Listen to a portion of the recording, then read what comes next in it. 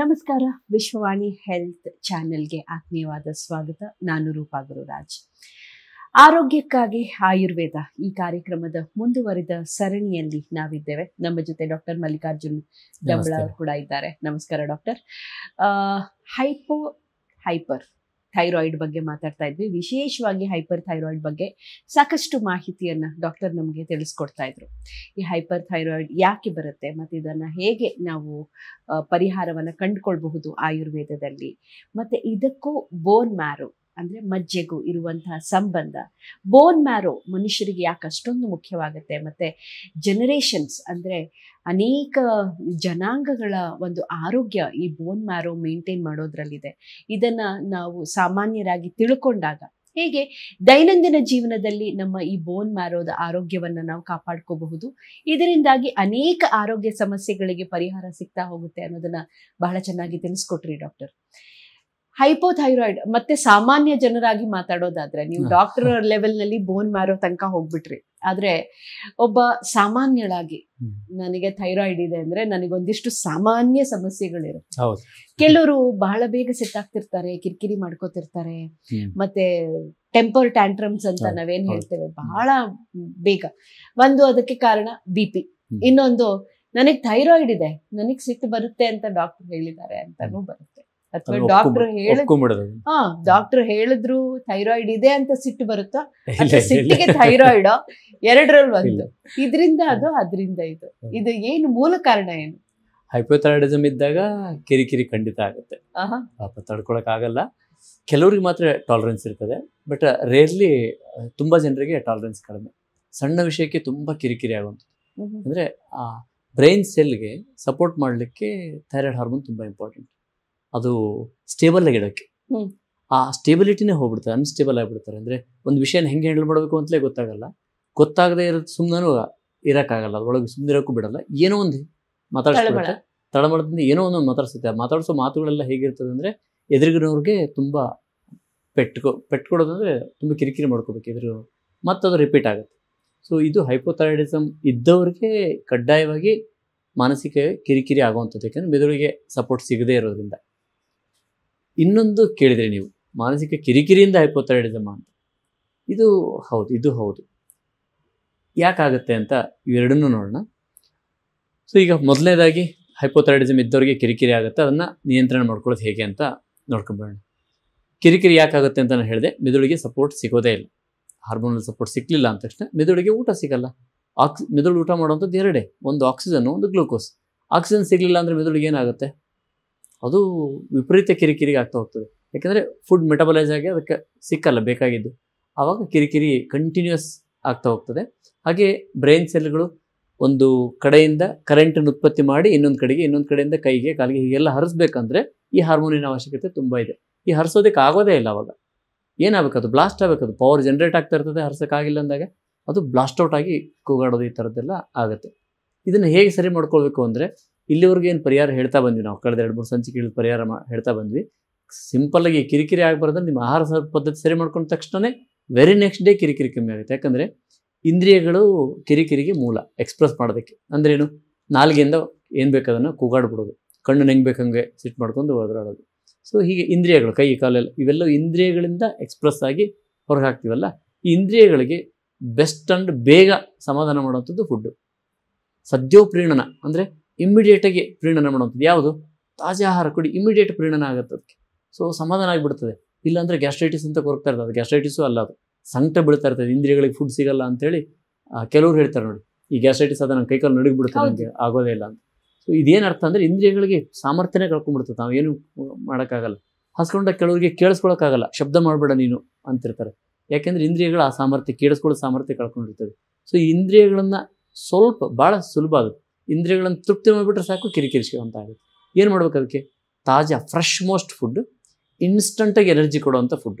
ಯಾವುದು ಇನ್ಸ್ಟಂಟಾಗಿ ಎನರ್ಜಿ ಕೊಡೋ ಫುಡ್ ಅಂದರೆ, ಜಾಬಲ್ಲಿ ಚಾಕ್ಲೇಟ್ ಇಟ್ಕೊಂಡು ಹೋಗ್ಬಿಡೋದಾ, ಇಟ್ಕೊಂಡು ಹೋಗ್ಬೋದಾ, ಕೆಲಸ ಮಾಡ್ಬೋದು. ತುಂಬ ಎಮರ್ಜೆನ್ಸಿ ಎಲ್ಲೋ ಇದ್ದರೆ ಆ ಥರ ಮಾಡ್ಬೋದೇನೋ. ಆದರೆ ಹಣ್ಣುಗಳು ಸದ್ಯೋ ಇದನ್ನು ಕೊಡುವಂಥದ್ದು, ಅನ್ನದ ಗಂಜಿ ಇಮಿಡಿಯೇಟಾಗಿ ಇನ್ಸ್ಟಂಟಾಗಿ ಎನರ್ಜಿ ಕೊಡೋದು. ಇವೆರಡೂ ಕೂಡ ಅದ್ಭುತವಾಗಿ ಸಡನ್ನಾಗಿ ಎನರ್ಜಿನ ರಿಲೀಸ್ ಮಾಡ್ತವೆ, ಶಾಂತ ಆಗಿಬಿಡ್ತದೆ ಮನಸ್ಸು. ಸೊ ಇದು ಇಮಿಡಿಯೇಟಾಗಿ ಬೇಕಾಗುತ್ತೆ. ಯೂಶ್ವಲಿ ಗ್ಲೂಕೋಸ್ ಅಂತ ಅಂದ್ಕೊಳ್ಳಿ, ಕಾರ್ಬೋಹೈಡ್ರೇಟ್ ಅಥವಾ ಗ್ಲೂಕೋಸ್ ಅನ್ನೋಂಥದ್ದು. ಅದು ಬಂದ ತಕ್ಷಣ ಶುಗರ್ ಹೆಂಗೆ ಕಮ್ಮಿ ಆದಾಗ ಒದ್ದಾಡ್ತದೋ ಹಾಗೆ ಹೈಪೋಥೈರಾಯ್ಡಿಸಮಲ್ಲೂ ಒದ್ದಾಡ್ತಾ ಇರ್ತಾರೆ ಅಂತ ತಗೊಂಡಾಗ ಶಾಂತ ಆಗುತ್ತೆ. ಹಾಗಂತ ಕಾಫಿ ಟೀ ಕುಡ್ಕೊಂಡು ಮ್ಯಾನೇಜ್ ಮಾಡೋದು ಬೇಡ. ಯಾಕಂದರೆ coffee tea again it is hypothyroidism ಜಾಸ್ತಿ ಆಗೋದಕ್ಕೆ ನಿಯರೆಸ್ಟ್ ಕಾಸ್ ಅದು. ಹೆಚ್ಚು ಕಾಫಿ ಟೀನ ತೊಗೊಳ್ತಾ ಹೋಗ್ಬಿಟ್ರೆ ಹೈಪೋಥೈರಾಯ್ಡಿಸಮ್ ಹೆಚ್ಚಾಗುತ್ತೆ. ಸೊ ಹೀಗಾಗಿ ಈ ಕಿರಿಕಿರಿ ನಿಯಂತ್ರಣ ಮಾಡೋದಕ್ಕೆ ಸದ್ಯೋ ಪ್ರೀಣನ ಆಗಿರ್ತಕ್ಕಂಥ ತಕ್ಷಣ ನಮಗೆ ಎನರ್ಜಿನ ರಿಲೀಸ್ ಮಾಡುವಂಥ ಆಹಾರಗಳು ಅಂದರೆ ಕಾರ್ಬೋಹೈಡ್ರೇಟ್ಗಳನ್ನು ತೊಗೊಳ್ಳೋವಂಥದ್ದು, ಸರಿಯಾದ ರೀತಿಲಿ ಬೇಯಿಸ್ದೇ ತಿಂದ್ಬಿಡೋದು ಇನ್ನೂ ತೊಂದರೆ ಆಗುತ್ತೆ. ಯಾಕಂದರೆ ಬೇಯಿಸಿದರೆ ರಿಲೀಸ್ ಮಾಡೋದಕ್ಕೆ ರೆಡಿ ಇರ್ತದೆ. ಹಣ್ಣುಗಳು, ಆ ಜ್ಯೂಸ್ ಕುಡಿಯೋದು ಬೇಡ, ಹಣ್ಣುಗಳು ತಗೊಂಡು ಪಕ್ವಾಗಿರಬೇಕು, ಅರ್ಧಂಬರ್ಧ ಆಗಿರುವಂಥದ್ದೆಲ್ಲ, ಮಾವಿನಕಾಯಿ ಅಲ್ಲ ಮಾವಿನ ಹಣ್ಣು ಅನ್ನೋದು. ಆ ಥರ ಪಕ್ವಾಗಿರುವಂಥ ಹಣ್ಣು ತಿಂದರೆ ಹೊಟ್ಟೆಲಿ ಹೊಟ್ಟೆ ಮುಟ್ಟುತ್ತೋ ಇಲ್ಲ ಇಂದ್ರಿಯಗಳು ತೃಪ್ತಿ ಆಗುತ್ತೆ, ಕಿರಿಕಿರಿ ಶಾಂತ ಆಗುತ್ತೆ. ಹಾಗಾಗಿ ಶಾಂತ ಮಾಡೋದಕ್ಕೆ ಬೇಕಾಗುವಂಥದ್ದು ಇಷ್ಟು ಸಾಕು. ಚಿಕಿತ್ಸೆ ಮಾಡಿಕೊಂಡ್ರೆ ಇದು ಈ ಕಿರಿಕಿರಿ ಪರ್ಮನೆಂಟಾಗಿ ಹೋಗುತ್ತೆ. ಹಾಗೆ ಈಗ ವಾಪಸ್ ಕಿರಿಕಿರಿಯಿಂದ ಏನಾರು ಹೈಪೋಥೈರಾಯ್ಡಿಸಮ್ ಆಗುತ್ತಾ ಅಂದರೆ ಹೌದು, ಇದು ಆಗುತ್ತೆ, ಸಾಧ್ಯತೆಗಳು ಇದೆ, ಇಲ್ಲ ಅಂತಲ್ಲ. ಎಲ್ಲದೂ ಹಾಗಲ್ಲ, ಅಂದರೆ ಸಾಧ್ಯತೆ ಅಂತೂ ಖಂಡಿತವಾಗ್ಲೂ ಇದೆ. ಕಿರಿಕಿರಿ ಅಂದರೆ ಒಳಗಿನಿಂದ ಅಸಮಾಧಾನ ಆಗೋದು, ಇನ್ನೊಬ್ಬರು ಯಾವುದೋ ವಿಷಯಕ್ಕೆ ಯಾರೋ ಏನೋ ಅಂದರು, ಏನೋ ಕೇಳಿದ್ರು, ಏನೋ ಮಾಡಿದ್ರು ಅಂತ. ಅದು ಅಸಮಾಧಾನದ ಮಟ್ಟ ಎಷ್ಟಿರ್ತದೆ ಅಂದರೆ ಕೆಲವರಿಗೆ ತಡ್ಕೊಳಕ್ಕಾಗಲ್ಲ, ಕೆಲವರು ತಡ್ಕೋತಾರೆ. ಎಷ್ಟು ಮಟ್ಟ ಇರ್ತದೆ ಅಂದರೆ ಅದು BP-ನ ರೈಸ್ ಮಾಡ್ಕೊಂಡ್ಬಿಟ್ಟಿರ್ತದೆ ಒಳಗಡೆಗೆ, ಅಥವಾ ಹೀಟನ್ನು ರೈಸ್ ಮಾಡ್ಕೊಂಡ್ಬಿಟ್ಟಿರ್ತದೆ. ಇಷ್ಟು ಹೀಟ್ ರೈಸ್ ಆಯಿತು ಅಂತ ಅಂದ್ಕೊಳ್ಳೋಣ, ಬಾಡಿ ಆಗಲೇಬೇಕು, ಅನಿವಾರ್ಯ. ನಾವು ಸಿಟ್ಟು ಬಂದಾಗ, ಕಿರಿಕಿರಿ ಮಾಡ್ಕೊಂಡಾಗ ಬಾಡಿ ಟೆಂಪ್ರೇಚರ್ ಕೂಡ ರೈಸ್ ಆಗ್ತಾ ಹೋಗ್ತದೆ, ಬೆವರು ಕೂಡ ಬರ್ತಾ ಹೋಗ್ತದೆ. ಹಿಂಗೆ ರೈಸ್ ಆಯಿತು ಅಂತ ಅಂದ್ಕೊಳ್ಳಿ, ಏನಾಗಬೇಕು ಒಳಗಡೆ? ರೈಸ್ ಆಗೋದು ಅಂದರೆ ಎನರ್ಜಿನ ರಿಲೀಸ್ ಮಾಡಬೇಕು ಅಂತ ಅರ್ಥ. ಎಲ್ಲೋ ಜೀವಕೋಶಗಳಲ್ಲಿ ಇರ್ತಕ್ಕಂತಹ ಆಹಾರವನ್ನು ಖರ್ಚು ಮಾಡಿ ಹೀಟನ್ನು ಲಿಬ್ರೇಟ್ ಮಾಡಬೇಕು, ಎನರ್ಜಿನ ಹೊರಗೆ ಹಾಕಿ ಲಿಬ್ರೇಟ್ ಮಾಡಬೇಕು. ಯಾವಾಗಲೂ ನಾವು ಶಾರೀರಿಕವಾಗಿ ವ್ಯಾಯಾಮ ಮಾಡುವಾಗ ಎಷ್ಟು ಎನರ್ಜಿ ಖರ್ಚಾಗುತ್ತೋ ಅದಕ್ಕಿಂತ ಹೈಯೆಸ್ಟ್ ಎನರ್ಜಿ ಖರ್ಚಾಗುತ್ತೆ ನಾವು ಕಿರಿಕಿರಿ ಮಾಡ್ಕೊಂಡಾಗ, ಅಷ್ಟು ಎನರ್ಜಿ. ಹಾಗಾಗಿ ತುಂಬ ಕೋಪಗೊಂಡ ಸುಸ್ತಾದ ಭಯಂಕರ ಸುಸ್ತಾಗಿರ್ತಾರೆ, ಕೆಲಸ ಮಾಡೋದಕ್ಕಿಂತ ಹೆಚ್ಚು ಸುಸ್ತಾಗಿರ್ತೀರ. ಸೊ ಹೀಗೆ ಕಿರಿಕಿರಿ ಮಾಡ್ಕೊಂಡಾಗ ಎನರ್ಜಿನ ಖರ್ಚು ಮಾಡೋಕ್ಕೆ ಹೋಗಿ ಏನಾಗುತ್ತೆ ಅಂದರೆ ಲಾಂಗ್ ಸ್ಟ್ಯಾಂಡಿಂಗ್ ಇದನ್ನು ಇಟ್ಕೊಂಡ್ವಿ ಅಂದರೆ ಬೋನ್ ಮ್ಯಾರೋದಿಂದ ಎನರ್ಜಿ ಹೊರಬರೋಕ್ಕೆ ಸ್ಟಾರ್ಟ್ ಆಗುತ್ತೆ. ಅಲ್ಲಿಗೆ ಹೈಪೋಥೈರಾಯ್ಡಿಸಮ್ ಖಂಡಿತವಾಗ್ಲೂ ಬಂದೇ ಬರುತ್ತೆ. ಸೊ ಮೇಲ್ಮಟ್ಟದಲ್ಲೇ ಎನರ್ಜಿನ ಖರ್ಚಾಗ್ತಾ ಇದ್ದರೆ ಸ್ವಲ್ಪ ಸಿಟ್ಟು ಮಾಡ್ಕೊಂಡ್ರೆ ಮತ್ತೆ ಶಾಂತ ಆದರೆ ಬೇರೆ. ಸಿಟ್ಟು ಮಾಡ್ಕೊಂಡು ನಾನು ದಿನಗಟ್ಟಲೆ ಉಪವಾಸ ಮಾಡಿದೆ, ಕಾಫಿ ಟೀ ಕುಡ್ಕೊಂಡಿದ್ದೆ, ಯಾರನ್ನೂ ಮಾತಾಡ್ಸ್ದಂಗಿದ್ದೆ, ಮಾತಾಡೋರಿಗೆಲ್ಲ ಕಿರಿಕಿರಿ ಮಾಡ್ಕೊಂಡೆ, ಹೀಗೆಲ್ಲ ಇದು ನೋಡಿದ್ದೆ ನಾನು. 1 ದಿನ 2 ದಿನ 3 ದಿನ ಆದಮೇಲೆ ಶಾಂತ ಆಗೋರು ಎಷ್ಟೋ ಜನ. ಶಾಂತ ಆಗೋದಂದರೆ ಪೂರ್ತಿ ಎನರ್ಜಿ ಲಾಸ್ ಆಗಿರಬೇಕು, ಆಮೇಲೆ ಶಾಂತ ಆಗೋದು. ಈ ಥರದ್ದು ನೋಡಿ, ಹೀಗಿದ್ದವ್ರಿಗೆ ಕಡ್ಡಾಯವಾಗಿ ಹೈಪೋಥೈರಾಯ್ಡಿಸಮ್ ಬಂದೇ ಬರುತ್ತೆ. ಹಾಗಾಗಿ ಕಿರಿಕಿರಿ ಅದರಿಂದನೂ ಕೂಡ ಹೈಪೋಥೈರಾಯ್ಡಿಸಮ್ ಬರೋ ಸಾಧ್ಯತೆ ಇದೆ, ಅತಿ ದೀರ್ಘವಾಗಿ ಎಳ್ಕೊಂಡು ಹೋದ್ರೆ. ಹಾಗಾದರೆ ಈ ಕಿರಿಕಿರಿಯಿಂದ ಇಷ್ಟೊಂದೆಲ್ಲ ಸಮಸ್ಯೆಗಳಾಗುತ್ತೆ ಅಂತ ಗೊತ್ತು, ಆದರೆ ಈ ಮನಸ್ಸನ್ನು ಹೇಗೆ ಹಿಡಿತದಲ್ಲಿ ಇಟ್ಕೊಳ್ಳೋದು? ಇದು ಭಾಳ ಇಂಪಾರ್ಟೆಂಟ್ ಇದೆ. ಮನಸ್ಸನ್ನು ನಾವು ಆಯುರ್ವೇದದಲ್ಲಿ ಇದು ತುಂಬ ಇಂಪಾರ್ಟೆಂಟ್ ಪ್ರಶ್ನೆ ಇದೆ. ಯಾಕೆಂದರೆ ಕಿರಿಕಿರಿ ಆಗೋದು ಮನಸ್ಸಿಂದನೇ ಅಲ್ವಾ, ಶರೀರದಿಂದ ಅಲ್ಲ. ಶರೀರದಿಂದ ಸ್ವಲ್ಪ ಚುಚ್ಚಿದ್ರೆ ನೋವಾಗುತ್ತೆ, 10 ಕರೆದು ಸುಮ್ಮನೆ ಆಗ್ಬೋದು. ಮನಸ್ಸಿಗೆ ಆಗಿರೋ ಕಿರಿಕಿರಿನೇ ನಾವು ದಿನಗಟ್ಟಲೆ ಅಲ್ಲ ಜನ್ಮಗಟ್ಟಲೆ ಹೇಳ್ಕೊಳ್ಳೋಂಥ ಮಂದಿ ನಾವು. 10 ವರ್ಷದಿಂದ ಏನೋ ಅಂದಿದ್ರು, ಈಗ ಎದುರಿ ಬಂದರೂ ನಾವು ಅದು ಮತ್ತೆ ನೆನಪಾಗುತ್ತೆ, ಅಷ್ಟೇ ಇಂಟೆನ್ಸಿಟಿಯಿಂದ ನೆನಪಾಗುತ್ತೆ. ಸೊ ಇದು ಮನಸ್ಸು ಶರೀರವನ್ನು ಇರತಕ್ಕಂಥ ಒಂದು ಸಂಬಂಧ ತುಂಬ ಇಂಪಾರ್ಟೆಂಟ್. ಮಾನಸಿಕ ಕಿರಿಕಿರಿ ಯಾಕೆ ನಮಗೆ ಶರೀರವನ್ನು ಹಾಳು ಮಾಡ್ತದೆ ಅನ್ನೋದು ನೋಡ್ಕೊಂಡ್ರೆ ಅದನ್ನು ಮಾಡ್ಕೋಬಾರ್ದು ಅಂತ. ಮನಸ್ಸು ಅನ್ನುವಂಥದ್ದು ಸತ್ವದಿಂದ ಆಗಿರುವಂಥದ್ದು. ಈ ಗುಣಗಳಲ್ಲಿ ಸತ್ವ ರಜೋತಮ ತ್ರಿಗುಣಗಳು ಯಾಕೆ ಇಷ್ಟು ಇಂಪಾರ್ಟೆಂಟ್ ಆಗುತ್ತೆ ಅಂದರೆ ತ್ರಿಗುಣಗಳಿಂದಲೇ ಸೃಷ್ಟಿ ಅಂದರೆ ಈ ಶರೀರ ಉತ್ಪತ್ತಿ ಆಗಿರೋದು. ಆಮೇಲೆ ಪಂಚಮಹಾಭೂತಗಳು, ಆಮೇಲೆ ನಾವು ಸ್ಥೂಲ ಕಣ್ಣಿಗೆ ಕಾಣುವಂಥದ್ದು. ಇದು ಕಣ್ಣಿಗೆ ಕಾಣದೇ ಇರೋವಂಥದ್ದು ಸೂಕ್ಷ್ಮಗಳವು. ಅವು ಕಣ್ಣಿಗೆ ಕಾಣದೇ ಇರೋದ್ರಿಂದನೇ ಇವು ಬಂದಿರೋದು. ಒಂದು ಸಣ್ಣ ಬೀಜ ಕಣ್ಣಿಗೆ ಕಾಣಲ್ಲ, ಮರ ಕಣ್ಣಿಗೆ ಕಾಣ್ತದೆ ದೊಡ್ಡ ಮಟ್ಟದಲ್ಲಿ. ಸೊ ಸಣ್ಣ ಬೀಜ ಭೂಮಿಲಿ ಬಿದ್ದೋಯ್ತು, ಆಲ್ದ ಬೀಜ ಅಂದರೆ ದೊಡ್ಡ ಮಟ್ಟಕ್ಕೆ ಕಣ್ಣಿಗೆ ಕಾಣುತ್ತೆ. ಆಮೇಲೆ ಸೊ ಕಣ್ಣಿಗೆ ಕಾಣದೇ ಇರೋದು ಯಾವುದು ಸತ್ವ ರಜೋ ತಮಸ್ಸು ಅಂತಿದೆಯೋ ಇದರಿಂದನೇ ಈ ಶರೀರ ಉತ್ಪತ್ತಿ ಆಗಿರೋದು. ಆ ಮೂಲ ಸತ್ವ ಏನಿದೆಯಲ್ಲ ಅದು ನನಗೆ ಬೋನ್ ಮ್ಯಾರೋ ಓಜಸ್ಸು ಅಂತ ಏನು ಹೇಳಿದ್ನೋ ಇದ್ರಕ್ಕಿಂತ ಮೇಲ್ಮಟ್ಟದ್ದು. ಅದು ಓಜಸ್ಸಿಗಿಂತನೂ ಮೇಲ್ಮಟ್ಟದ್ದು. ನೀವು ಓಜಸ್ಸೇ ಮೇಲು ಅಂದರೆ ಅದಕ್ಕಿಂತನೂ ಮೇಲ್ಮಟ್ಟದ್ದು ಸತ್ವ. ಯಾಕೆ ಇದನ್ನು ಕೂಡ ಅದು ಪೋಷಣೆ ಮಾಡಬಲ್ತು. ಸತ್ವಕ್ಕೆ ಅಷ್ಟು ಸ್ಟ್ರೆಂತ್ ಇದೆ. ಸೊ ಸತ್ವದಿಂದನೇ ಈ ಶರೀರ ಪೂರ್ಣ ಮಟ್ಟದಲ್ಲಿ ಆರೋಗ್ಯದಿಂದ ಮತ್ತು ತನ್ನ ಇಡೀ ಜೀವಿತಾವಧಿ ಚೆನ್ನಾಗಿಟ್ಕೊಳ್ಳೋಕೆ ಸಾಧ್ಯ. ಈ ಸತ್ವವನ್ನು ನಾವು ಎಷ್ಟು ಕಡಿಮೆ ಮಾಡ್ಕೊಳ್ತೀವಿ ಅಂದರೆ, ಎಷ್ಟು ಹೆಚ್ಚು ಮಾಡ್ಕೊಳ್ತೀವಿ ಅಂದರೆ ಈ 2 ಭಾಗ ನೋಡೋಣ. ಹೆಚ್ಚು ಕೆಲಸ ಮಾಡಿರೋ ಸತ್ವ ಖರ್ಚಾಗುತ್ತಾ? ಇಲ್ಲ. ಆನಂದವಾಗಿ ಕೆಲಸ ಮಾಡಿದ್ರೆ ಖರ್ಚಾಗುತ್ತಾ? ಇಲ್ಲ. ಇನ್ನೂ ತುಂಬುತ್ತೆ. ಆನಂದ ಹಂಚ್ತಾ ಹೋದರೆ ಆನಂದ ತುಂಬ್ತಾ ಹೋಗ್ತದೆ ಹೊರತು ಅದು ಖರ್ಚಾಗೋದಿಲ್ಲ.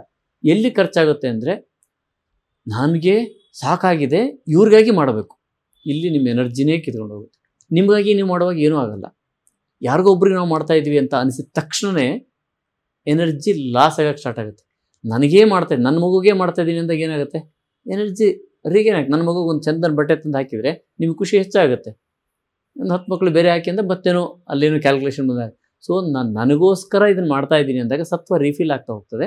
ನಾನು ಯಾರೋ ಅವ್ರು ಒತ್ತಾಯಕ್ಕೆ ಮಾಡ್ತಾಯಿದ್ದೀನಿ, ಅವ್ರು ಹೇಳಿದಕ್ಕೆ ಮಾಡ್ತಾಯಿದ್ದೀನಿ, ಅವ್ರಿಗೆ ಸಮಾಧಾನ ಆಗಲಿ ಅಂತ ಮಾಡ್ತಾಯಿದ್ದೀನಿ, ಇವೆಲ್ಲ ಬಿಟ್ಬಿಡ್ಬೇಕು. ಇದರಿಂದ ಸತ್ವ ಹಾಳಾಗುತ್ತೆ. ಸೊ ಸತ್ವ ವೃದ್ಧಿ ಮಾಡ್ಕೊಳ್ಳೋದು, ಸತ್ವ ಹಾಳು ಮಾಡ್ಕೊಳ್ಳೋದು ನಮ್ಮ ಮನೋಭಾವದಲ್ಲೇ ಇದೆ. ಒಂದೇ ಕೆಲಸ ಬೇರೆ ಬೇರೆ ಮನೋಭಾವ. ಓನರಾಗಿ ಕೆಲಸ ಮಾಡೋದು, ಕೂಲಿಕಾರನಾಗಿ ಕೆಲಸ ಮಾಡೋದಕ್ಕೂ ತುಂಬ ಡಿಫ್ರೆನ್ಸ್ ಆಗುತ್ತೆ. ಸೊ ಯಾವ ರೀತಿ ಕೆಲಸ ಮಾಡ್ತೀವಿ, ಓನರ್ಶಿಪ್ ತೊಗೊಂಡ್ಬಿಡ್ಬೇಕು ಇಮಿಡಿಯೇಟಾಗಿ. ಯಾವುದೋ ಒಂದು ಕೆಲಸ, ಓನರ್ಶಿಪ್ ಅಂದರೆ ಒಂದು ಕೆಲಸ, ನೀವು ಯಾವುದೋ ಅಲರ್ಟ್ ಆಗಿರೋಂಥ ಕೆಲಸದ ಓನರ್ಶಿಪ್ ತೊಗೊಂಡ್ಬಿಟ್ರೆ ಇಮ್ಮಿಡಿಯೇಟಾಗಿ ನಮ್ದಾಗುತ್ತೆ ಕೆಲಸ. ಸತ್ವ ತಂತಾನೆ ಕೆಲಸ ಮಾಡಿದಷ್ಟು ಹೆಚ್ಚಾಗುತ್ತೆ. ದೀಪ ಹಚ್ಚಿದಷ್ಟು ಬೆಳಕೆ ಹೆಚ್ಚಾಗುತ್ತೆ ಹೊರತು ಶಾಂತಿ ಏನಾಗಲ್ಲ, ಕಡಿಮೆ ಆಗಲ್ಲ. ಹೀಗೆ ಸತ್ವವನ್ನು ಜಾಸ್ತಿ ಮಾಡ್ಕೊಂಡು ಹೋಗೋದಾದರೆ ಓಜಸ್ಸು ಕೂಡ ತಂತಾನೆ ಹೇಳ್ದಂಗೆ ಕೇಳಬೇಕು, ಅದು ಹಂಗಾಗತ್ತೆ. ಯಾಕೆ, ಆಹಾರವೂ ಸರಿ. ನೀವು ನೋಡಿ, ಶಾಂತವಾಗಿದ್ದಾಗ ಕ್ವಾಂಟಿಟಿ ಆಫ್ ಆಹಾರ ಚೆನ್ನಾಗಿ ಸೇರ್ತದೆ, ಶಾಂತವಾಗಿದ್ದಾಗ ಜೀರ್ಣಕ್ರಿಯೆ ತುಂಬ ಚೆನ್ನಾಗಿ ಸೇರ್ತದೆ, ಶಾಂತವಾಗಿದ್ದಾಗೆ ಕೆಲಸಗಳು ತುಂಬ ಚೆನ್ನಾಗಾಗುತ್ತೆ, ಸಕ್ಸಸ್ಸು ತುಂಬ ಚೆನ್ನಾಗಿ. ಸೊ ಈ ಶಾಂತತೆಯನ್ನು ಕಾಪಾಡ್ಕೊಳ್ಳೋದ್ರಿಂದ ಇವೆಲ್ಲವೂ ಆಗ್ತವೆ ಅನ್ನೋದಾದರೆ ಯಾಕೆ, ಅದ್ರ ಹಿಂದಿರೋದು ಸತ್ವ. ಒಂದು ಸಣ್ಣದದು, ನೋಡೋದಕ್ಕೆ ಚಿಕ್ಕದು, ಇಡೀ ಶರೀರವನ್ನು, ಇಡೀ ಮನಸ್ಸನ್ನು, ಇಂದ್ರಿಯಗಳನ್ನೆಲ್ಲದನ್ನೂ ಮೇಂಟೈನ್ ಮಾಡೋ ಕೆಪಾಸಿಟಿ ಇದೆ. ಹಾಗಾಗಿ ಸತ್ವಕ್ಕೆ ನಾವು ಹೆಚ್ಚು ಬಲವನ್ನು ಕೊಡ್ತೀವಿ. ಈಗ ಏನಾಗ್ತಾ ಇದೆ ಹಾಗಿದ್ರೆ, ಅಪೋಸಿಟ್ ಏನಾಗ್ತಾ ಇದೆ, ಸತ್ವದ ಅಪೋಸಿಟ್ ಯಾವುದು ಅಂದರೆ ರಜಗುಣ. ರಜಗುಣ ಅಂದರೆ ಕ್ರಿಯೆಯನ್ನು ಮಾಡಿಕೊಡುವಂಥದ್ದು. ಅದು ಕೆಟ್ಟದ್ದು ಅಂತಲ್ಲ, ಒಳ್ಳೆಯದೇ. ಆದರೆ ಯಾವುದ್ರ ಕಂಟ್ರೋಲಲ್ಲಿ ಕೆಲಸ ಮಾಡ್ತದೆ ಅಂತ. ಬುದ್ಧಿ ಯಾವುದ್ರ ಕಂಟ್ರೋಲ್ ಮೇಲೆ, ಸತ್ವದ ಮೇಲೆ ಕೆಲಸ ಮಾಡ್ತಾ ಇದೆಯಾ, ಸತ್ವ ರಿಫಿಲ್ ಆಗುತ್ತೆ. ತಮಸ್ಸಿನ ಮೇಲೆ ಕೆಲಸ ಮಾಡ್ತಾ ಇದೆಯಾ, ಸತ್ವ ಹಾಳಾಗುತ್ತೆ. ತಮಸ್ಸಿನಂದರೆ ಅವನನ್ನು ಕೊಂದು ಹಾಕ್ತೀನಿ, ಅದು ಒಂದು ಕೆಲಸ ತಾನೆ. ಬ್ಲಾಸ್ಟ್ ಮಾಡಿಬಿಡ್ತೀನಿ, ಇಡೀ ಇಷ್ಟು ಜನರನ್ನು ಹಾಳು ಮಾಡ್ತೀನಿ, ಅದು ಒಂದು ಕೆಲಸ ತಾನೆ. ಅದರಿಂದ ಏನಾಗುತ್ತೆ, ಸತ್ವ ಹಾಳಾಗ್ತಾ ಹೋಗ್ತದೆ. 4 ಜನರನ್ನು ಬದುಕಿಸೋದಕ್ಕೂ 4 ಜನರನ್ನು ಕೊಂದು ಹಾಕೋದಕ್ಕೂ ಒಂದೇ ಆಗಲ್ಲ ಅದು. ಸೊ ಕ್ರಿಯೆಯಿಂದ ಸತ್ವ ತುಂಬಬೇಕು ಅಂದರೆ ನಿಮಗೆ ಸಮಾಧಾನವಾಗುವಂತಹ ಕ್ರಿಯೆಗಳನ್ನು ಮಾಡ್ತಾ ಹೋಗಬೇಕು. ಅಂದರೆ ಧಾರ್ಮಿಕವಾಗಿ ಕ್ರಿಯೆಗಳು. ಧಾರ್ಮಿಕ ಕ್ರಿಯೆ ಅಂದರೆ ನೀವು ಪೂಜೆ ಪುನಸ್ಕಾರ ಮಾಡೋ, ಅವ್ರಿಗೆ ಯಾರಿಗೋ ದಾನ ಮಾಡೋದಲ್ಲ. ಧರ್ಮದಿಂದ ಇರುವಂಥ ಕ್ರಿಯೆ. ನನಗೂ ಹಾನಿ ಮಾಡ್ಕೋಬಾರ್ದು, ಇನ್ನೊಬ್ರಿಗೂ ಹಾನಿ ಆಗಬಾರ್ದು, ಇದು ಧರ್ಮ. ಈ ಥರ ಮೇಂಟೈನ್ ಮಾಡ್ಕೋತಾ ಹೋದಾಗ ಸತ್ವ ರಿಫಿಲ್ ಆಗುತ್ತೆ. ಸೊ ಸತ್ವಕ್ಕೆ, ರಜೋಗುಣಕ್ಕೆ ಸತ್ವ ಬಲ ಕೊಡ್ತಾ ಇದೆಯೋ, ತಮಸ್ ಬಲ ಕೊಡ್ತಾ ಇದೆಯೋ ಅಂತ. ಸತ್ವ ಬಲ ಕೊಟ್ಟರೆ ಒಳ್ಳೆ ಕೆಲಸ ಮಾಡ್ತೀವಿ, ತಮಸ್ ಬಲ ಕೊಟ್ಟರೆ ಬರೀ ಹಾಳು ಮಾಡ್ತೀವಿ. ಸೊ ಕ್ರಿಯೆಗಳಿದ್ದೇ ಇರುತ್ತೆ. ಹಾಗಾಗಿ ಕ್ರಿಯೆಯಿಂದ, ಕರ್ಮ ಅಂತ ಕರಿತೀವಲ್ಲ ನಾವು, ಹಿಂದಿನ ಜನ್ಮದ ಕರ್ಮ ಬಿಡೋ ಅಂತ ಹೇಳಲ್ಲ, ಇದೆ. ಆ ಕರ್ಮ ಏನು ಮಾಡಿರ್ತೀವೋ, ಯಾವ ಭಾವದಿಂದ ಮಾಡಿರ್ತೀವೋ ಅದು ಸತ್ವವನ್ನು ರಿಫಿಲ್ ಮಾಡುತ್ತೆ. ಇದೊಂದನ್ನು ಮಾಡ್ತಾ ಹೋದರೆ, ಥೈರಾಯ್ಡಿಸಮ್ ಮಾತಾಡ್ತಾ ಇದ್ದೀವಿ ಅಷ್ಟೇ, ಯಾವ ಡಿಸೀಸ್ಗಳನ್ನು ಬೇಕಾದರೆ ನಾವು ಸುಮ್ಮನೆ ದೂರ ಇಡಿಸ್ಬೋದು, ಅದೇನೂ ಸಮಸ್ಯೆ ಇಲ್ಲ. ಇದು ಶರೀರ ಇರೋವರೆಗೂ ಸುಮ್ಮನೆ ಶರೀರ ಸರ್ಕೊಂಡು ಹೋಗಬೇಕೆ ಹೊರತು ಏನೇನೋ ಕಾಯಿಲೆಗೆ ಬಿದ್ದು ಸರ್ಕೊಂಡು ಹೋಗೋ ಅವಶ್ಯಕತೆ ಇರಲ್ಲ. ಹಾಗಾಗಿ ಮನಸ್ಸು ಅದನ್ನು ಶಾಂತವಾಗಿ ಇಟ್ಕೊಳ್ಳೋದು, ಆ್ಯಕ್ಟಿವಾಗಿ ಇಟ್ಕೊಳ್ಳೋದು ಎರಡೂ ಇಂಪಾರ್ಟೆಂಟ್. ಶಾಂತವಾಗಿ ಇಡೋದೊಂದು ಕೆಲಸ ಮಾಡದೇ ಇರೋದಲ್ಲ, ಎರಡೂ ಇಂಪಾರ್ಟೆಂಟು. ಸಾತ್ವಿಕವಾಗಿ ಕೆಲಸ ನಡೀತಾ ಇರಬೇಕು. ಹಾಗಾಗಿ ಸತ್ವವನ್ನು ನಾವು ರಿಫಿಲ್ ಮಾಡ್ಕೊಳ್ಳೋದ್ರ ಕಡೆಗೆ ಮನಸ್ಸನ್ನು ತೊಡಗಿಸ್ಕೊಳ್ಳೋದು ತುಂಬ ಇಂಪಾರ್ಟೆಂಟ್ ಆಗ್ತದೆ. ಈ ಹೈಪೋಥೈರಾಯ್ಡ್ ಅಥವಾ ಆರೋಗ್ಯದ ವಿಷಯದಲ್ಲಿ ನಿದ್ದೆಗೆ ಏನು ಮಹತ್ವ? ಎರಡು, ಈಗ ನಾನು ಸತ್ವದ ಬಗ್ಗೆ ಮಾತಾಡಿದ್ನಲ್ಲ, ಇದರದೇ ಪಾರ್ಟ್. ಸತ್ವನ ಹೆಂಗೆ ತುಂಬ್ಕೊಳ್ಳೋದು, ಚೆನ್ನಾಗಿ ತುಂಬ್ಕೊಳ್ಳೋದಕ್ಕೆ ಒಂದು ಭಾಗ ಇದೆ. ಏನು? ನಿದ್ದೆ. ನಿದ್ದೆಯಿಂದ ಸತ್ವ ತುಂಬುತ್ತದೆ. ಇದನ್ನು ನಾವು ನಿದ್ದೆಯನ್ನು ಎಪಿಸೋಡ್ಗಳಲ್ಲಿ ಹಿಂದೆ ಎಲ್ಲ ಸಾಕಷ್ಟು ಮಾತಾಡಿದ್ದೀವಿ, ಹಳೆಯದು ಬೇಕಿದ್ರೆ ಅಲ್ಲಿ ಹುಡುಕಿ ನೋಡಿದ್ರೆ ಸಿಗ್ತದೆ. ಏನು ನಿದ್ದೆ? ಆಹಾರ, ನಿದ್ದೆ ಮತ್ತು ಮಾನಸಿಕ ಸ್ಥಿರತೆ, ಇವು 3 ಶರೀರದ ಪಿಲ್ಲರ್ಗಳು ಅಂತ ಆಯುರ್ವೇದ ಹೇಳ್ತದೆ. ಅದನ್ನು ಬ್ರಹ್ಮಚರ್ಯ ಅಂತ ಹೇಳಿದ್ರೆ ಸತ್ಯದ ಜೊತೆಗೆ ಇರೋದು ಅಂತ ಅರ್ಥ. ಬ್ರಹ್ಮಚರ್ಯ ಅಂದ ತಕ್ಷಣ ಇವತ್ತು ಬೇರೆ ಬೇರೆ ಥರ ತಿಳ್ಕೊಂಡಿದ್ದೀವಿ. ಆಹಾರ, ನಿದ್ರೆ, ಬ್ರಹ್ಮಚರ್ಯ ಅಂತ ಹೇಳ್ತಾರೆ. ಬ್ರಹ್ಮ ಅಂದರೆ ಸತ್ಯ, ಅದ್ರ ಜೊತೆಗೆ ಇರೋದು ಅಂತ. ಓಕೆ, ನಿದ್ದೆ ಒಂದು ಪಿಲ್ಲರ್ ಈ ಶರೀರಕ್ಕೆ. ಹೇಗೆ? ಇದು ಇಂಪಾರ್ಟೆಂಟ್. ನೀವು ಎಷ್ಟೇ ಒಳ್ಳೆಯ ಆಹಾರ ತಿನ್ಕೊಳ್ಳಿ, ನಿದ್ದೆ ಒಂದು ಚೆನ್ನಾಗಿ ಮಾಡಲಿಲ್ಲ ಅಂದರೆ ಶರೀರ ಬಿದ್ದು ಹೋಗ್ತದೆ, ಭಾಳ ದಿನ ನಡೆಯಲ್ಲ. ಹಾಗಾದ್ರೆ ನಿದ್ದೆಯಲ್ಲಿ ನಾವು ಏನೇನು ಗಳಿಸ್ತೀವಿ ಅಂತ. ನಿದ್ದೆ ಮಾಡ್ದೇ 24 ಗಂಟೆ ಕೆಲಸ ಮಾಡಿದ್ರೆ ಭಾಳ ಸಕ್ಸಸ್ ಹಾಕಿವ? ಖಂಡಿತ ಆಗಲ್ಲ. ನಿದ್ದೆ ಬೇಕೇ ಬೇಕು. ಯಾಕೆ? ಏನು ಸಿಗುತ್ತೆ ಅಂತದ್ರಲ್ಲಿ? ಶರೀರಕ್ಕೆ ರೆಸ್ಟ್ ಅನ್ನೋದಾದರೆ ಸುಮ್ಮನೆ ಮಲಗಿದ್ರು ಸಿಗಬೇಕಲ್ಲ. ಎಷ್ಟೋ ಜನ ಸುಮ್ಮನೆ ಮಲಗಿ ನಿದ್ದೆ ಮಾಡೋದೇ ಇಲ್ಲ, ಕಾಯಿಲೆಗಳು ಬಂದೇ ಬರ್ತದೆ. ರಾತ್ರಿ ಇಡೀ ನಿದ್ದೆ ಬರಲಿಲ್ಲ ಡಾಕ್ಟ್ರೆ ಅಂತೇಳಿ ಒದ್ದಾಡ್ತಾ ಇರ್ತೇವಲ್ಲ. ಸೊ ಏನಿದ್ರ ಅರ್ಥ? ನಿದ್ದೆಯಿಂದ ಏನು ತುಂಬುತ್ತೆ ಹಾಗಾದರೆ? ನಿದ್ದೆಯಿಂದ ಸತ್ವ ರಿಫಿಲ್ ಆಗುತ್ತೆ. ಇದು ಫ್ರೀ ಎನರ್ಜಿ. ಇದು ಏನೂ ಇಲ್ಲ. ಏನೇನು ಮಾಡ್ಕೋತೀವಿ ಅಲ್ಲಿ ಅಂದರೆ ತುಂಬ ಇಂಪಾರ್ಟೆಂಟ್ ಇದು. ನಾವು ನಿದ್ದೆಯಲ್ಲಿ ನನ್ನನ್ನು ಜೀರೋ ಮಾಡ್ಕೋತೀವಿ, ನಾನು ಅನ್ನೋದಿರಲ್ಲ ಅಲ್ಲಿ. ಎಷ್ಟು ನಾವು ನಾನನ್ನು ಜೀರೋ ಮಾಡ್ಕೊಂಡಿವೋ ಅಷ್ಟು ಸತ್ವ ರಿಫಿಲ್ ಆಗೋದಕ್ಕೆ ಅಟ್ಮಾಸ್ಫಿಯರಲ್ಲಿ ನೀವು ಕಾಸ್ಮಿಕ್ ಎನರ್ಜಿ ಸಾಕಷ್ಟಿದೆ. ನಾನು ಜೀರೋ ಆದರೆ ಹೆಚ್ಚು ತುಂಬುತ್ತೆ, ನಾನು ಹೆಚ್ಚಿದ್ದರೆ ಅದು ತುಂಬಲ್ಲ. ಇಷ್ಟೇ ವಿಷಯ. ನಾನು ಪಾತ್ರೆಯಲ್ಲಿ ತುಂಬ್ಕೊಂಡ್ಬಿಟ್ಟಿದ್ರೆ ಇನ್ನೇನು ಹಾಕೋಕ್ಕೂ ಜಾಗನೇ ಇಲ್ಲ. ನಾನು ಅನ್ನೋ ಪಾತ್ರೆ ಖಾಲಿ ಇತ್ತು ಅಂದರೆ ಏನೇನು ಬೇಕಾದ್ರೂ ತುಂಬಿಸ್ಕೋಬೋದು. ಮಲಗಿದಾಗ ನಾನು ಅನ್ನೋದು ಜೀರೋ ಆಗುತ್ತೆ. ಯಾರು ಎಷ್ಟು ಬೇಗ ಜೀರೋ ಆಗ್ತಾರೋ ಅಷ್ಟು ಬೇಗ ಸತ್ವವನ್ನು ರೀಫಿಲ್ ಮಾಡ್ಕೋತಾರೆ. ಸೊ ಸತ್ವವನ್ನು ರೀಫಿಲ್ ಮಾಡ್ಕೊಳ್ಳೋದಕ್ಕೋಸ್ಕರ ನಮಗೆ ನಿದ್ದೆ ಬೇಕು. ಹಾಗಂತ ಹಗಲು ನಿದ್ದೆ ಮಾಡೋಣ, ಹಾಗಾದರೆ ಇದೊಂದಿದೆ ಜನರು, ಹಗಲು ನಿದ್ದೆ ಮಾಡ್ಬಿಡೋಣ, ಸತ್ವ ರಿಫಿಲ್ ಆಗಲ್ಲ, ತಮಸ್ಸು ರಿಫಿಲ್ ಆಗುತ್ತೆ. ಇದು ಉಲ್ಟಾ. ತಮಸ್ಸು ಅಂದರೆ ಅಜ್ಞಾನ ಅಂತ. ಅಜ್ಞಾನ ಅಂದರೆ ಜ್ಞಾನ, ನಾನು ಜಾಣ, ಆ ಅಜ್ಞಾನ ಅಲ್ಲ, ಸರಿಯಾದ ಕೆಲಸ ಮಾಡಲ್ಲ ಅಂತ. ತಪ್ಪು ಕೆಲಸ ಆಗ್ತಾ ಇರ್ತದೆ, ತಪ್ಪು ಕೆಲಸ ಮಾಡೋದಪ್ಪ. ಒಂದು ಗಡಿಗೆ ಮಾಡೋದಕ್ಕೂ ಗಡಿಗೆ ಹೊಡೆಯೋದಕ್ಕೂ ಕೆಲಸ ಅಂತಲೇ ಕರೆಯೋದು. ಗಡಿಗೆ ಮಾಡೋದು ಸಾತ್ವಿಕ ಕೆಲಸ ಆದರೆ ಗಡಿಗೆ ಹೊಡೆಯೋದು ತಾಮಸಿಕ ಕೆಲಸ. ಸೊ ಕೆಲಸ ಮಾಡುತ್ತೆ, ಒಟ್ಟು ಕೆಟ್ಟನಾಗಿ ಮಾಡೋದು, ಅದನ್ನು ಯಾರಿಗೂ ಉಪಯೋಗ ಆಗಲ್ಲ, ತನಗೂ ಉಪಯೋಗ ಆಗಲ್ಲ. ಸೊ ಹಗಲು ನಿದ್ದೆ ಮಾಡೋದ್ರಿಂದ ತಮಸ್ಸು ಹೆಚ್ಚಾಗುತ್ತೆ. ತಮಸ್ಸು ಹೆಚ್ಚಾದಾಗ ಎಲ್ಲ ರೋಗಗಳು ಹೆಚ್ಚಾಗ್ತವೆ ಯಾವುದೇ ಕಾರಣಕ್ಕೂ. ಸೊ ನಿದ್ದೆ ಹಾಗಾದರೆ ಸರಿಯಾದ ಸಮಯಕ್ಕೆ ಮಾಡಬೇಕೆ ಹೊರತು ಹಗಲು ನಿದ್ದೆ ತಿಳಿದಾಗ 8 ತಾಸು ಮಾಡ್ತೀನಿ ಅಂತಲ್ಲ. ರಾತ್ರಿ ಬೇಗ ಮಲಗೋದು, ಬೆಳಿಗ್ಗೆ ಎಚ್ಚರದಾಗ ಹೇಳೋದು. ನೀವು ಅಲಾರಾಮ್ ಇಟ್ಕೊಂಡು ಹೇಳೋದಲ್ಲ, 4 ಗಂಟೆಗೆ ಹೇಳೋದು, 3 ಗಂಟೆಗೆ ಹೇಳೋದು. ರಾತ್ರಿ ಬೇಗ ಮಲಗೋದು. ಬೇಗ ಮಲಗಿದ ಮೇಲೆ ಬೇಗ ಎಬ್ಸುತ್ತೆ, ಅದು ಗ್ಯಾರಂಟಿ. ಅದು ಬೇಗ ಎದ್ದೇಳೋದು ತಂತಾನೆ ಸ್ವಭಾವತಃ ಆಗುತ್ತೆ. ಬೇಗ ಮಲಗೋದು. 8 ತಾಸು 6 ತಾಸು ಏನೂ ಲೆಕ್ಕ ಮಾಡಬೇಡಿ. ತುಂಬ ಬೇಗ ಜೀರೋ ಆದರೆ ನಿಮ್ಮ ಮನಸ್ಸಿನಿಂದ ನನ್ನನ್ನು ಕಳ್ಕೊಂಡ್ವಿ ಅಂದರೆ 3 ತಾಸು ನಿದ್ದೆಯಲ್ಲೂ ಮುಗಿದೋಗ್ಬಿಡುತ್ತೆ. ಸೊ ನನ್ನನ್ನು ಕಳ್ಕೊಳ್ಳಿಲ್ಲ ಅಂದರೆ 8 ತಾಸಲ್ಲ 10 ತಾಸಾದರೂ ಅದು ಎಚ್ಚರ ಆದಾಗೂ ಇನ್ನೂ ಆ್ಯಕ್ಟಿವ್ ಆಗಿರಲ್ಲ. ಸೊ ಮಲಗಿದಾಗ ಸತ್ತೋಗಿದ್ದೀವಿ ಅನ್ನೋ ಥರ ಮಲಗಬೇಕು. ನಾನು ಏನೂ ಇಲ್ಲ ಅನ್ನೋ ಥರ. ಹಾಗೆ ಮಲಗೋವಂಥವ್ರು ಇದ್ದಾರೆ. ಏನು ಇಡೀ ಪ್ರಪಂಚ ಎಲ್ಲ ಸುತ್ತಾರೆ, ಇಡೀ ದೇಶಕ್ಕೆಲ್ಲ ಒಳ್ಳೇದು ಮಾಡ್ತಾಯಿದ್ದಾರೆ, ದೇಶನ ಅಭಿವೃದ್ಧಿ ಪಥಕ್ಕೆ ತಗೊಂಡು ಹೋಗ್ತಾ ಇದ್ದಾರೆ, 3 ತಾಸು ನಿದ್ದೆ ಮಾಡ್ತಾಯಿದ್ದಾರೆ. ಅದಕ್ಕಿಂತ ದೊಡ್ಡ ಎಕ್ಸಾಂಪಲ್ ಬೇಕು, 75 ವರ್ಷ ಆಗಿದೆ ನಮ್ಮ ಪ್ರಧಾನಿಗಳು ನರೇಂದ್ರ ಮೋದಿ ಅವರು, ಹೌದಲ್ವಾ? ಇದಕ್ಕಿಂತ ಬೇಕಾ ಉದಾಹರಣೆ? ಸಣ್ಣ ಹುಡುಗ ಅಡ್ಡಾಡ್ದಂಗೆ ಅಡ್ಡಾಡ್ತಾರಲ್ಲ.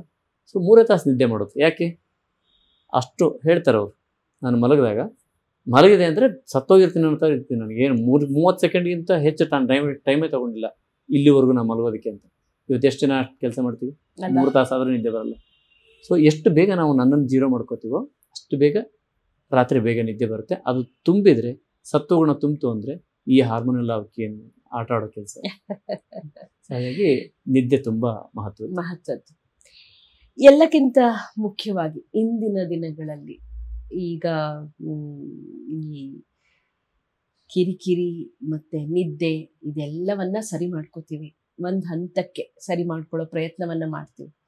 ಮನಸ್ಸು ಶಾಂತವಾಗಿರಬೇಕು ಅಂದರೆ ನಿಮ್ಮ ಆಯುರ್ವೇದದಲ್ಲಿ ನಮಗೆ ಯಾವ ರೀತಿಯ ಸಲಹೆ ಇದೆ? ಸರಿ, ಈಗ ಹೇಳಿದಲ್ಲಿ ಇವೆಲ್ಲವೂ ಸತ್ವ ಚೆನ್ನಾಗಿದ್ದರೆ ಮನುಷ್ಯ ಶಾಂತವಾಗಿದ್ದು ಬಿಡ್ತದೆ. ಹೌದು, ಸತ್ವ ಚೆನ್ನಾಗಿದ್ದರೆ. ಇದರಾಚೆ ದಾಟಿ ಹೇಳೋದಾದರೆ ಅದಕ್ಕೆ ಔಷಧಿಗಳು, ಸತ್ವ ವೃದ್ಧಿ ಅವೆಲ್ಲವೂ ಇದ್ದಾವೆ. ಸತ್ವನ ಜಾಸ್ತಿ ಮಾಡೋದಕ್ಕೆ ಬೇಕಾದಂಥ ಔಷಧಿಗಳು ಎಲ್ಲವೂ ಆ ಥರದ ವ್ಯವಸ್ಥೆಗಳಿದೆ. ಆದರೆ ಔಷಧಿ ಮೊರೆ ಹೋಗೋದೇ ಬೇಕಿಲ್ಲ. ನಾವು ಬರಿತೀವಿ ಔಷಧಿನ ನಾವು ಸತ್ವರಸ ಬಲ ಅಂತ ಇದೆ ಅಂತ ಕೊಡ್ತಾ ಇರ್ತೀವಿ. ಆದರೆ ಅದ್ರ ಮೇಲೆ ಡಿಪೆಂಡ್ ಆಗೋದು ಅವಶ್ಯಕತೆ ಇಲ್ಲ. ಓಕೆ, ನಾವು ಸತ್ವ ಇವೆಲ್ಲವನ್ನು ಬಿಟ್ಟು ಕೂಡ ನಿದ್ದೆ ಮಾಡೋದು ಕೂಡ, ಚೆನ್ನಾಗಿ ನಿದ್ದೆ ಮಾಡಿ ಕೂಡ ಬೆಳಗ್ಗೆ ಸಿಟ್ಟು ಮಾಡ್ಕೊಳ್ಳಿದವ್ರು ಏನಿಲ್ಲ, ಬೇಕಾದಷ್ಟು ಜನ ಇದ್ದಾರೆ. ಒಳ್ಳೆ ನಿದ್ದೆ ಮಾಡಿರ್ತಾರೆ, ಬೆಳಗ್ಗೆ ಎದ್ದ ತಕ್ಷಣ ಸಿಟ್ಟು ಮಾಡ್ಕೊಳ್ಳೋದಿದ್ದಾರೆ. ಸೊ ಹಾಗಾದ್ರೆ ಮನಸ್ಸನ್ನು ಶಾಂತವಾಗಿ ಇಟ್ಕೊಳ್ಳೋದಕ್ಕೆ ಏನು ರೀಸನ್, ಏನು ಹಾಗೆ ವೃತ್ತಿಗಳು ಯಾಕೆ ಹಂಗೆ ಹೇಳುತ್ತೆ ನೋಡಿ. ಇದು ಈ ಕಿರಿಕಿರಿ ವೃತ್ತಿಗಳು ಸ್ವಭಾವ ಆಗಿಬಿಟ್ಟಿರ್ತದೆ. ಒಂದು 3-4 ಪಾಯಿಂಟ್ಸ್ ಇದ್ದಾವೆ ಈ ವಿಷಯದಲ್ಲಿ. ಸಿಟ್ಟನ್ನು ಬಂದಾಗ ಹೊರಗೆ ಹಾಕಿ ಅನ್ನೋ ಅಂಥದ್ದೊಂದು ಇದು ಇದೆ. ಏನದು ಕಹಾವತ್ತದು. ಅದು ಇಂಡಿಯಾದ್ದಲ್ಲ, ಅದು ಎಲ್ಲಿಂದನೋ ಎಕ್ಸ್ಪೋರ್ಟ್ ಆಗಿ ಬಂದಿರುವಂಥದ್ದು. ಬಂದಾಗ ಸಿಟ್ಟನ್ನು ಹೊರಗೆ ಹಾಕಿಬಿಡಿ, ಇಟ್ಕೋಬೇಡಿ ಒಳಗೆ ಅಂತ. ಸರಿಪ್ಪ, ಇವತ್ತು ಸಿಟ್ಟು ಹೊರಗೆ ಹಾಕಿವಿ, ಮತ್ತು ನಾಳೆ ಹೊರಗೆ ಹಾಕಿವಿ. ಒಂದಿನ 15 ದಿನ ಇದನ್ನು ರೂಢಿ ಮಾಡ್ಕೊಂಡು, 48 ದಿನ ಇಂಡಿಯಾದಲ್ಲಿ ಹೇಳ್ತೀವಿ, 48 ದಿನ ಏನಾದರೂ ಸಿಟ್ಟನ್ನು ಹೊರಗೆ ಹಾಕೋದು ರೂಢಿ ಮಾಡ್ಕೊಂಡ್ರೆ ನೀವು ಸಿಡುಕು ಹಾಕಿ ಹೊರತು ಶಾಂತತೆ ಖಂಡಿತ ಆಗಲ್ಲ. ಏನನ್ನು ರೂಢಿ ಮಾಡ್ತೀಯೋ, ರಿಪೀಟೆಡ್ ಹ್ಯಾಬಿಟ್ಸ್ ಏನು ಮಾಡ್ತಾ ಇದೆಯೋ ಅದು ರೂಢಿಯಾಗಿ ಇನ್ನೊಂದು ಸ್ವಲ್ಪ ಅದು ಸ್ಥಿರವಾಗುತ್ತೆ ಹೊರತು ಎಂದೂ ಅದು ಕಮ್ಮಿ ಆಗಲ್ಲ. ಸಿಟ್ಟು ಬಂದಾಗ ತಡ್ಕೋಬೇಕು ಅಂತ ಇರೋದು. ಇದನ್ನು ಮಾನಸಿಕ ವೇಗಗಳು ಅಂತ ಕರಿತೀವಿ. ಕ್ರೋಧ, ಲೋಭ, ಮೋಹ, ಮದ, ಮತ್ಸರ ಅಂತ ಇವನ್ನ ತಡ್ಕೋಬೇಕು. ತಡ್ಕೊಳ್ಳೋದು ರೂಢಿ ಮಾಡಿಕೊಂಡ್ರೆ ಅದು ತಡ್ಕೊಳ್ತದೆ, ಒಳಗಿನಿಂದ ಕಿರಿಕಿರಿ ಆಗದೇ ಇರೋವಂಥದ್ದು. ಆದರೂ ಇದು ಯಾಕೆ ಬರ್ತದೆ ಅಂದರೆ ಜನ್ಮಾಂತರದ ವಿಧಿ ಕರ್ಮಗಳಿವೆ. ಏನಂದರೆ ವೃತ್ತಿಗಳು ಹೇಳೋದು ಹಾಗೆ, ನಾನು ಇಂಥದ್ದು ಮಾಡಬೇಕು ಅಂತ ಯಾಕೋ ಅನಿಸುತ್ತೆ. ಯಾಕೆ ಅನಿಸುತ್ತೆ ಗೊತ್ತಿಲ್ಲ. ಹಿಂದಿನ ಜನ್ಮದಲ್ಲಿ ಏನೋ ಮಾಡ್ಕೊಂಡ್ಬಂದಿರುತ್ತೆ, ಅದು ಮುಂದುವರಿಸಬೇಕಾಗಿರ್ತದೆ. ಅದು ವೃತ್ತಿನ ಎಳಿಸುತ್ತೆ, ಶರೀರದ ಮನಸ್ಸಿನೊಳಗೆ ಇಂಥದ್ದು ಕೆಲಸ ಮಾಡಬೇಕು ಅಂತ ಒಂದು ಕ್ರಿಯೆ ಬರ್ತದೆ. ಈ ಕ್ರಿಯೆ ಬಂದು ನಿಮಗೆ ಕಿರಿಕಿರಿ ಆಗ್ತಾನೇ ಇದೆ. ಏನು ಮಾಡಿದ್ರು ನಾನು ಶಾಂತ ಆಗಕ್ಕೆ ಇಷ್ಟ ಇದೆ, ಆದರೆ ನನ್ನ ಮನಸ್ಸು ಬಿಡ್ತಾ ಇಲ್ಲ. ಇದಕ್ಕೆ ಏನು ಮಾಡಬೇಕಂದ್ರೆ ಒಂದೇ ಒಂದು ದಾರಿ ಇರೋದು, ಸರೆಂಡರ್ ಆಗಬೇಕು. ಒಂದೇ ಒಂದು ದಾರಿ ಇರೋದು. ನೀವು ಅಂದ್ಕೊಂಡಿರೋ ದೈವಕ್ಕೆ, ನೀವು ಅಲ್ಲಾಗ ಹಾಕಿರೋ, ಯೇಸುಗೆ ಹಾಕಿರೋ, ಈಶ್ವರ್ಗೆ ಹಾಕಿರೋ, ಇದಕ್ಕೆ ಅದೇ ವಿಷಯ ಅಲ್ಲ. ನೀವು ಯಾರನ್ನ ಭಗವಂತ ಅಂತ, ನಿಮ್ಮ ಪ್ರಕೃತಿಗೆ ಯಾರು ಏನೂ ನಂಬಲ್ಲಪ್ಪ, ನಾನು ಈ ಪ್ರಕೃತಿನೇ ನಾನು ದೇವರು ಅಂತ ಅನ್ಕೋತೀವಿ, ಆಯಿತು. ಯಾರಿಗೆ ಅಂದ್ಕೊಂಡ್ರೆ ಅವ್ರಿಗೆ ಪೂರ್ಣ ರೂಪದಲ್ಲಿ ಸರೆಂಡರ್ ಆಗುತ್ತೆ. ನೋಡು, ನಂಗೆ ಮನಸ್ಸಿಗೆ ಇಷ್ಟೊಂದು ಕಿರಿಕಿರಿ ಆಗ್ತಾಯಿದೆ, ಪೂರ್ತಿ ಸರೆಂಡರ್ ಆಗುತ್ತೆ, ರೂಢಿ ಮಾಡ್ಕೊಳ್ಳೋದು ಅಷ್ಟೇ. ಒಂದು 48 ದಿನ ಇದು ಸರೆಂಡರ್ನೆಸ್ ಬರ್ತಾ ಹೋಯಿತು ಅಂದರೆ ತಂತಾನೇ ಶಾಂತ ಆಗುತ್ತೆ. ಇದಕ್ಕೆ ಆಯುರ್ವೇದದಲ್ಲಿ ಏನು ಹೇಳೋಕ್ಕೆ ಸ್ಟಾರ್ಟ್ ಮಾಡಿದ್ರು ಅಂದರೆ ಉಪವಾಸವನ್ನು ಮಾಡಿಸಿರೋದು. ಉಪವಾಸ ಮಾಡಿದ್ರೆ ನೋಡಿ, ಎಲ್ಲಿ ಕಿರಿಕಿರಿ ಮಾಡ್ಕೊಳ್ಳಿ ನೋಡೋಣ. ಕಿರಿಕಿರಿ ಮಾಡ್ಕೊಳ್ಳೋಕ್ಕೆ ಬಲ ಇರಲ್ಲ. ಹಿಂಗಾಗುತ್ತೆ. ಸೊ ಉಪವಾಸ ಮಾಡಿದಾಗ ಏನಾಗುತ್ತೆ ಅಂದರೆ ನಮಗೆ ರಜೋಗುಣ ಜಾಸ್ತಿ ಆಗಲ್ಲ. ಅದನ್ನೊಂದು ರೂಢಿ ಅಷ್ಟೇ. ಅದನ್ನು ಪ್ರಾರಂಭ ಹಂತದಲ್ಲಿ ಮಾಡಿ ಆಮೇಲೆ ಅದಕ್ಕೆ ಸೆಟ್ಲ್ ಮಾಡಿದ ಮೇಲೆ ಮನಸ್ಸನ್ನು ಶಾಂತವಾಗಿ ಇಟ್ಕೊಂಡ್ಮೇಲೆ ಉಪವಾಸದ ಅವಶ್ಯಕತೆ ಇಲ್ಲ. ಅದನ್ನು ಹೇಗೆ ಮಾಡಬೇಕು ಉಪವಾಸ ಆಗಿದ್ದರೆ? ನಾನು ಬೆಳಗಿನಿಂದ ಸಂಜೆ ತನಕ ಇವತ್ತು ಉಪವಾಸ ಮಾಡ್ತೀನಿ, ನಾಳೆ ಎದ್ದು ಕಿರಿಕಿರಿ ಮಾಡ್ಕೋತೀನಿ, ಹಿಂಗಲ್ಲ. ಉಪವಾಸ ಅಂದರೆ ಸ್ಪಷ್ಟವಾಗಿ ಆಯುರ್ವೇದ ಆಚಾರ್ಯ ಹೇಳಿದರೆ ತ್ರಿವಿಧ ಕುಕ್ಷಿ ಅಧ್ಯಾಯದಲ್ಲಿ 70% ಹೊಟ್ಟೆ ತುಂಬಿಸಿ ಉಳಿದ 30% ಖಾಲಿ ಬಿಡಿ. ಇದು ಯಾವತ್ತೂ ಉಪವಾಸ ಮಾಡ್ದಂಗೆ. 30% ಯಾವತ್ತೂ ಖಾಲಿ ಬಿಡ್ತೀರಾ ನೀವು. 10 ದಿನ ಚೆನ್ನಾಗಿ ತಿಂದು ಒಂದು ದಿನ ಫುಲ್ ಖಾಲಿ ಇರೋ ಬದಲು ಪ್ರತಿದಿನ 30% ಖಾಲಿ ಬಿಡ್ತಾ ಹೋಗ್ಬಿಟ್ರೆ ಯಾವಾಗಲೂ ಚೆನ್ನಾಗೇ ಇರ್ತೀವಿ. ಹಾಗಾಗಿ ಈ ಆಹಾರ ಪ್ರಮಾಣದಲ್ಲಿ ಸ್ವಲ್ಪ ಕಡಿಮೆ ಮಾಡಿದರೆ ಸಿಟ್ಟಿನ ಕೊರತೆ ಸಾಕಷ್ಟು ಕಮ್ಮಿ ಆಗುತ್ತೆ. ಆಗಲಿಲ್ಲ ಜನ್ಮಾಂತರದಿಂದ ನುಗ್ಗಿ ನುಗ್ಗಿ ಒಳಗಿಂದ ಬರ್ತಾ ಇದೆ ಅಂದರೆ ಸರೆಂಡರ್ ಆಗುವಂಥದ್ದು. ಸೊ ಈ ಎಲ್ಲ ಹಂತಗಳನ್ನು ನಾವು ಮನಸ್ಸನ್ನು ಶಾಂತವಾಗಿಟ್ಕೊಳ್ಳೋದಕ್ಕೆ ಸಾಧ್ಯ. ಔಷಧಿ ಮೇಲೆ ಡಿಪೆಂಡ್ ಆಗೋದು. ಒಟ್ಟಿನಲ್ಲಿ ಥೈರಾಯ್ಡ್ಗೆ ಬರೀ ಮಾತ್ರೆ, ಔಷಧೋಪಚಾರ ಅಥವಾ ನಮ್ಮ ಒಂದು ಆಹಾರ ಪದ್ಧತಿ ಬದಲಾಯಿಸ್ಕೊಳ್ಳೋದು ಒಂದೇ ಅಲ್ಲ, ಮಾನಸಿಕ ಸಿದ್ಧತೆಗಳನ್ನು ಕೂಡ ಸಾಕಷ್ಟು ಮಾಡ್ಕೋಬೇಕಾಗತ್ತೆ. ಥೈರಾಯ್ಡ್ನಿಂದಾಗಿ, ಹೈಪೋಥೈರಾಯ್ಡ್ನಿಂದಾಗಿ ಮನಸ್ಸಿಗೆ ಕಿರಿಕಿರಿ ಹೇಗಾಗುತ್ತೋ, ಮನಸ್ಸಿನ ಕಿರಿಕಿರಿಯಿಂದಾನೂ ಥೈರಾಯ್ಡು ಅಷ್ಟೇ ಕಿರಿಕಿರಿಗೊಳಗಾಗತ್ತೆ ಅದು ಕೂಡ. ಹಾಗಾಗಿ ನಾವು ಮಾನಸಿಕವಾಗಿ ನಮ್ಮನ್ನು ನಾವು ಶಾಂತಚಿತ್ತರಾಗಿಸ್ಕೊಂಡಾಗ ಅದಕ್ಕೆ ಮತ್ತೆ ನಮ್ಮ ಅಡಿಗೆ ಮನೆ ಹತ್ತನೇ ಹೊರಳಬೇಕು ಅಂತ ಡಾಕ್ಟರ್ ಹೇಳಿದ್ರು. ಒಳ್ಳೆಯ ಆಹಾರ, ಒಳ್ಳೆಯ ಮನಸ್ಥಿತಿ, ಒಳ್ಳೆಯ ಜೀವನ ಶೈಲಿ, ಇದೆಲ್ಲವೂ ಕೂಡ ನಮ್ಮನ್ನು ಮಾನಸಿಕವಾಗಿ ಶಾಂತರಾಗಿಸುತ್ತೆ. ಮತ್ತೊಂದೊಳ್ಳೆ ಜೀವನ ಕ್ರಮದಿಂದ ಈ ಅನಾರೋಗ್ಯದ ಲಕ್ಷಣಗಳನ್ನು ಆದಷ್ಟು ನಾವು ಕಡಿಮೆ ಮಾಡ್ಕೊಳ್ತಾ ಹೋಗ್ಬೋದು ಜೀವನದಲ್ಲಿ. ಇದರಿಂದಾಗಿ ಬೇರೆ ಎಲ್ಲ ವಿಷಯಗಳ ಕಡೆ ನಮ್ಮ ಫೋಕಸ್ ಹೆಚ್ಚಾಗ್ತಾ ಹೋಗುತ್ತೆ. ಒಂದು ಕ್ವಾಲಿಟಿ ಲೈಫ್ ಸ್ಟೈಲ್ ಅಂತ ನಾವೇನು ಹೇಳ್ತೀವಿ, ಅದಕ್ಕಾದರೂ ಇದೆಲ್ಲವನ್ನ ನಾವು ರೂಢಿಸ್ಕೊಳ್ತಾ ಹೋದರೆ ಖಂಡಿತ ಸಂತೃಪ್ತ ಜೀವನ ನಮ್ಮದಾಗತ್ತೆ ಅನ್ನೋದ್ರಲ್ಲಿ ಯಾವುದೇ ಆಶ್ಚರ್ಯ ಇಲ್ಲ. ಇಷ್ಟೊಂದು ವಿಷಯಗಳನ್ನು ನಮಗಾಗಿ ತಿಳಿಸ್ಕೊಡ್ತಾ ಇರುವಂಥ ಡಾಕ್ಟರ್ಗೆ ಮತ್ತೊಮ್ಮೆ ಧನ್ಯವಾದವನ್ನು ತಿಳಿಸ್ತಾ ಇವತ್ತಿನ ಸಂಚಿಕೆಯನ್ನು ಮುಗಿಸ್ಕೊಡ್ತಾ ಇದ್ದೇವೆ. ಮತ್ತೆ ಮುಂದಿನ ಸಂಚಿಕೆಯಲ್ಲಿ ಈ ಹೈಪೋಥೈರಾಯ್ಡ್ ಬಗ್ಗೆ ಮತ್ತಷ್ಟು ಮಾತುಗಳಿವೆ, ಕಾಯ್ತಾ ಇದ್ದೀವಿ.